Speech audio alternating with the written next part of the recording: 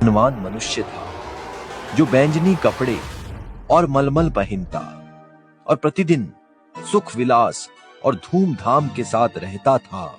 और लाजर नाम का एक कंगाल घावों से भरा हुआ उसकी डेवड़ी पर छोड़ दिया जाता था और वो चाहता था कि धनवान की मेज पर की जूठन से अपना पेट भरे, वरन कुत्ते भी आकर उसके घावों को चाटते थे। और ऐसा हुआ कि वो कंगाल मर गया और स्वर्गदूतों ने उसे लेकर इब्राहिम की गोद में पहुंचाया।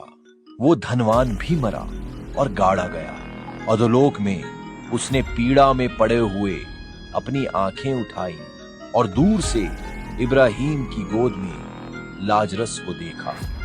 उसने पुकार कर कहा, हे पिता इब्राहिम, मुझ पर दया करके लाजर को भेज दे कि वो अपनी अंगुली का सिरा पानी में भिगोकर मेरी जीभ को ठंडी करे, क्योंकि मैं इस ज्वाला में तड़प रहा हूं। परंतु इब्राहिम ने कहा, हे पुत्र, स्मरण कर कि तू अपने जीवन में अच्छी वस्तुएं ले चुका है और वैसी ही लाजर बुरी वस्तुएं, परंतु अब वो यहाँ शांति पा रहा है और तू तड़प रहा है। और इन सब बातों को छोड़ हमारे और तुम्हारे बीच एक भारी गड्ढा ठहराया गया है कि जो यहाँ से उस पार तुम्हारे पास जाना चाहे कि ना जा सके, और ना कोई वहां से इस पार हमारे पास आ सके। उसने कहा, तो हे पिता, मैं तुझसे विनती करता हूं कि तू उसे मेरे पिता के घर भेज। मेरे 5 भाई हैं, वो उनके सामने इन बातों की गवाही दे।